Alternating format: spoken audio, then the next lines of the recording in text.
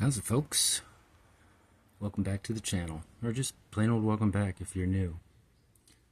So you want to buy silver and gold, but you're on a copper budget.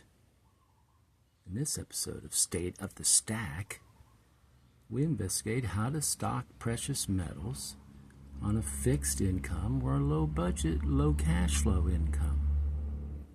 When I say stock, that's what I mean. Stacking's a neat term, but you stock up on stuff. You stock up on food that you bought on sale. You stock up on first aid supplies. You stock up on fiat currency.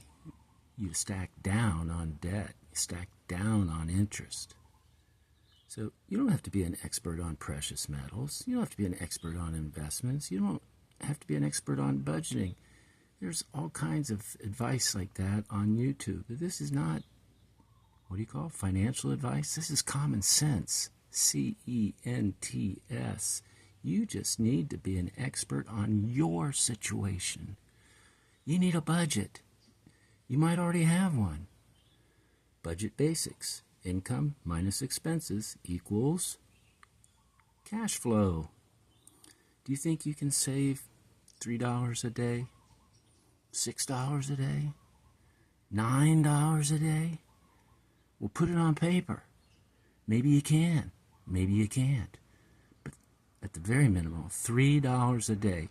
Can you find $3 every day? That's $21 a week. Is that right? 7 times 3? So $3 a day. Don't even look at it by the week or the month or the year or the lifetime. $3 a day. You know, instead of living paycheck to paycheck, live from scheduled, purchase, and budgeted precious metal purchase to precious metal purchase. Get rid of that credit card debt. Accelerate your mortgage or pay off your car or cars. Examine that. Cars. Save on expenses. Trim the fat off your expenses. Use one credit card to increase your cash flow and increase your credit score and help you find that $3, $6, or $9 a day. So, like I said, I ain't no expert. Or didn't I say that? I should have. But here I am again making the case for fractional gold. Oh, that's too much. How much is one of those little things? I don't know. I'm going to guess and say around $300 maybe. But these things, these grams, of which there are 31.1 and some change, let's call it 31.1 grams per ounce of gold. So 31 of these. Well, how many months is that? Don't look that far forward. Look for the today. Save $3 today.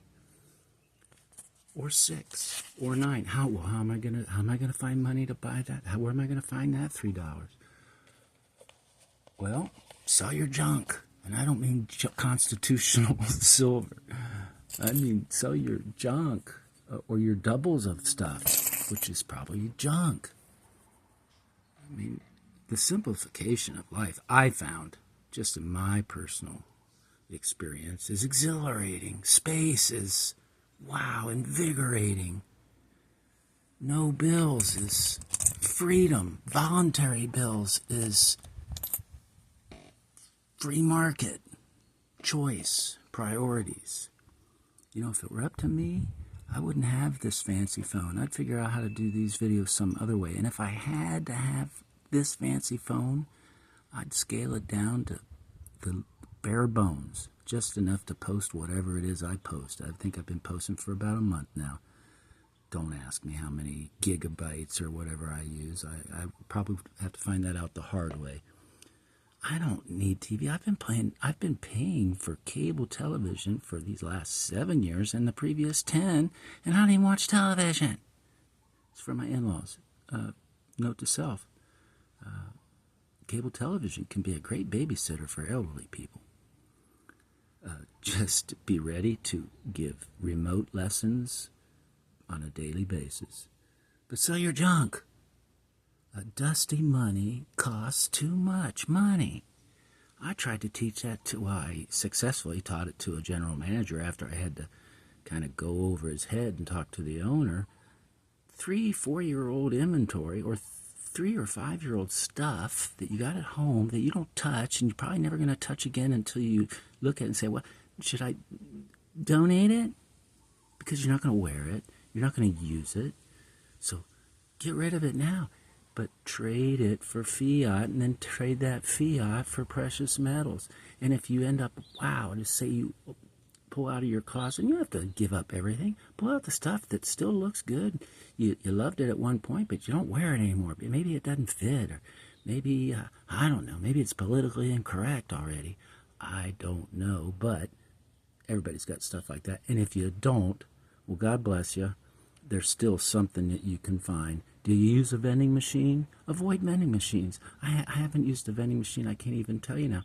The only vending machine that I could even consider using would be, I heard they got vending machines in Dubai where you stick in fiat or maybe some fancy card which is paid by fiat, and you pull a lever or touch a button, and boom, out pops one of these.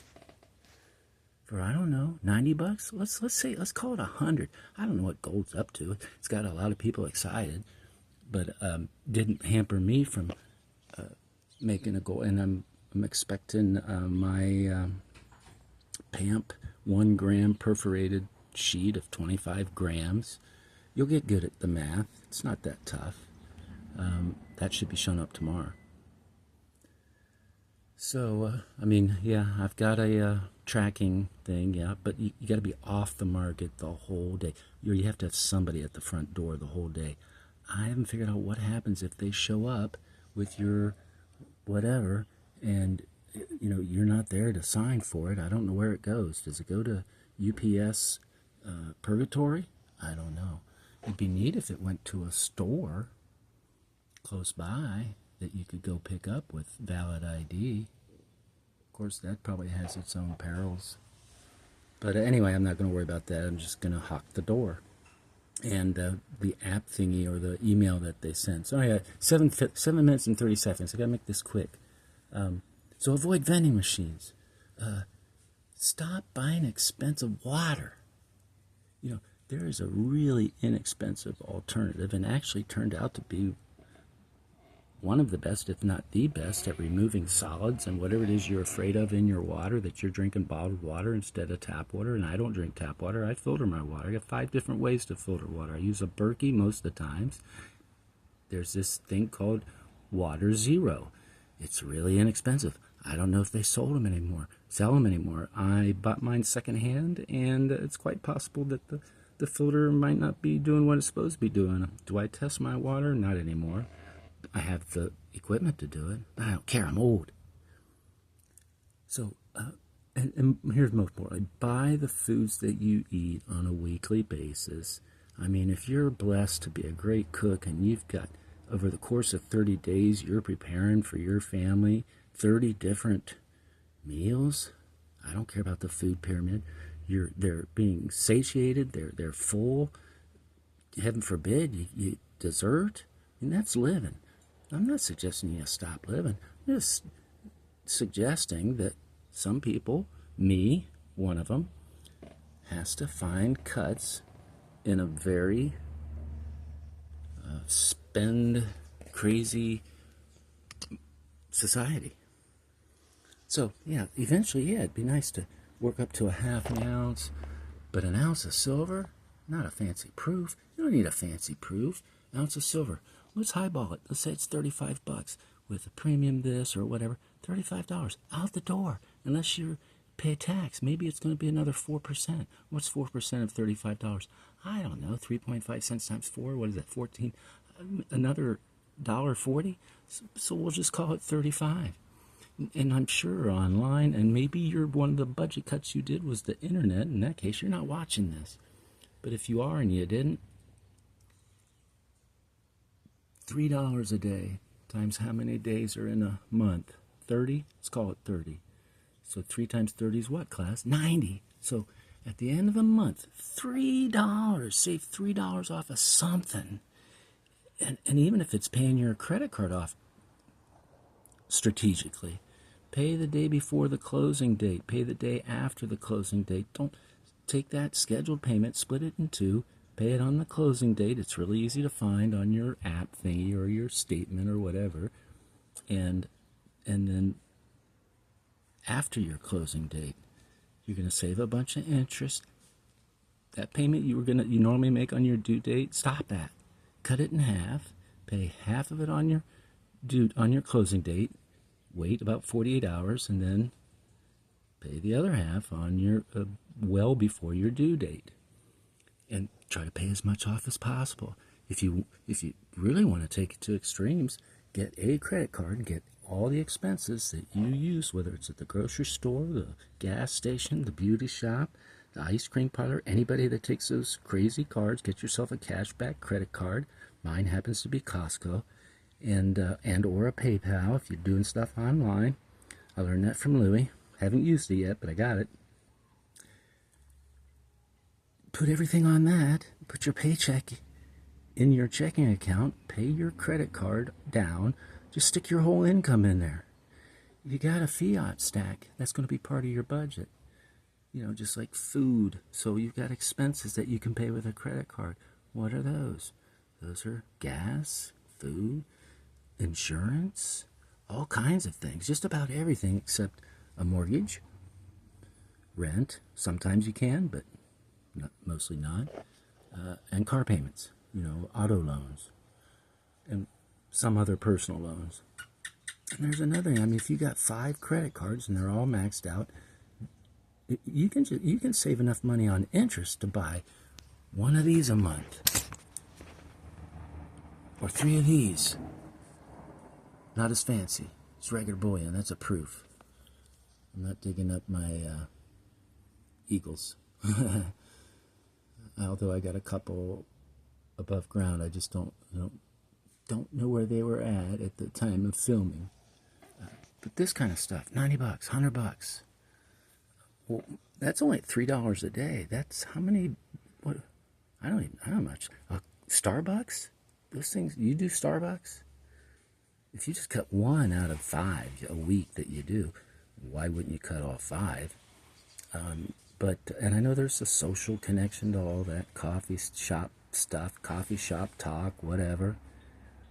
But is that worth it? Is that extra, or is it worth doing without all of those 5 a week or 3 a week, or even if it's just 1 a week? If it's 1 a week, that should be pretty easy to cut out and just drink your coffee at home. It's got to be right there. If a Starbucks, I don't know how much Starbucks is. And I know the fancy ones are super expensive, fancy coffee. So I don't know, is that $8? Let's call it 3. But more realistic, it's probably 6. And also, just as realistically, you're probably saving $6 a day just by drinking the stuff out of your coffee machine. If you don't have a coffee machine, put that in your expenses. It's a one-time expense that happens. I don't know how those things last, a couple years. So what are they, $25? So if it lives 2 years, that's $1 a month. Put that in your budget. That's your coffee budget. And then you buy the coffee. I don't know how much coffee is by the pound. I buy Folgers for my wife. It's not the best. Sometimes if Dunkin' Donuts coffee is on sale, it's already ground. She don't want to deal with the grinding of the beans. She doesn't want to hear about how the shelf life of a bean is much longer than powdered coffee. My wife's not a prepper. My wife's married to a prepper. And that's probably an easier job because, man, I do all the work, the prepping work especially. So these things, let's say, oh, okay, after a couple months, if you only save $3 a day, after a couple months, you've got 6 of these. A stack of 6, anything. Doesn't have to be an eagle, could be a generic round, could be a maple. Google milk spots. I would try to avoid them. They don't bother me because I got them. If the new Eagles, which I'm not going to find out because they're gone, that I just got, if they turn out to have a bunch of milk spots, I'll deal with it. I'm going to get me a Forge. I am, really. Not kidding. As a matter of fact, that's why I'm trying to keep... I got to keep this short because somebody is doing a forging pour video live. So that's it. That's it from me. Find the money. I mean, I can go into more details, but there's all kinds of videos and stuff. There's videos that teach you how to turn your credit card into a credit score raising animal. But I'm just talking basic math and simple sense. CENTS, because I am simple. And ignorance truly is bliss. But put yourself on a schedule. But again, I probably didn't stress it enough. Put it on paper to the penny and then round up, because I hate all that math. But let's say your expenses are each month, and I'm talking food and everything. I have no idea how people are eating nowadays. If you're eating out, you know, man, it's whew, that's who knows how many ounces of silver or how many fractional ounces of gold you are giving to Kroger or Foodland or Safeway or Piggly Wiggly or wherever you're buying your food at. And if you're on like an EBT type thing, same thing. Don't buy breakfast cereal, which I don't even want to go into the health reasons why, but the money wise, you can buy the basics: flour, sugar, shortening lard, butter, however you use that. Beans, dried beans, and you don't even have to buy a cookbook. Just get on YouTube. If you're watching this, you've already got YouTube. You got cookbooks at the touch of your finger. And not only are they cookbooks, the only thing that they don't have is the aroma. They do the whole thing right in front of you. Even do subtitles with the ingredients, because they might have an accent that you just can't quite understand. But you get the drift. You can save money. The money is out there. The money is out there in your house, in your habits, away from your house with your habits. You know how I don't spend money when I leave the house? I don't take any with me. That's a good strategy. It's pretty simple. Do I have an emergency wad of fiat hidden somewhere in my truck? Maybe. I like to have some decoy money on me in case some 4 or 5 ute accost me, and at least I got something to give them. Dudes, I don't carry money with me. I maybe got $2 or $3. You're welcome to have it if you need it that bad. No problem. Here, God bless you. Maybe if you proselytize a little bit, they'll just leave you alone, or they'll beat the hell out of you, and you got a video to make. But yeah, so off topic, I'm gonna go. One thing I don't like about some fractional gold liberties is the Roman numeral dates. It's really hard to see, and then you gotta pause and what X what. So yeah, I'm not a fan of the Roman numerals, but I like the good old-fashioned dates. What is that one? 2007. That was a decent year for me. I don't have to worry about dates on that kind of stuff. But anyway, so you get the drift, right? I'm not preaching to the choir. I'm preaching to the pulpit. I'm not giving financial advice. I'm just sharing with you my experience, my personal experience with budgeting and learning how to save money without having to make more money. So maybe I'll do some more. If there's anything in the comments, I prefer answering questions in the comments, but I think if I ever get to the point where people actually maybe believe me, I will dedicate a live video, even though that's hard. For me, it's difficult. So don't worry about the big stuff yet. Don't worry about the half big stuff or the quarter big stuff. Where'd they go? There we go. Is that one? Yeah, that's one. No, I can't tell. No, that's a little one. That's a half. There's a quarter around here somewhere, or else I lost it. Yeah. That's not. Oh, that's the quarter, and that's the half. There you go. So yeah, you don't have to worry about that kind of stuff. But if you get a bonus or a surprise, and you're already on a budget, you've got your cash flow. Your cash flow is going towards your fiat stack, emergency stack, and it's going towards precious metals. And then if you want to convert that cash into buying it online with a credit card, yeah, that's just a simple transaction, deposit. And then if you get bonuses or what have you, you just put that all through your budget, and then you can take her from there. And you can kind of set it on autopilot. And there's going to be rough months. That's why you work down those credit card, hopefully singular balances, and use those in emergencies. And again, income in, expenses out. Simple math, really. Don't even need a slide rule or an abacus. So, thanks for sticking this long. It's 21 minutes. Gotta go. So have a great day. Start stacking. Continue stacking. Buy what you can, when you can, while you can, without neglecting other priorities and budgets and investments. All right, till the next time. All right, Dan.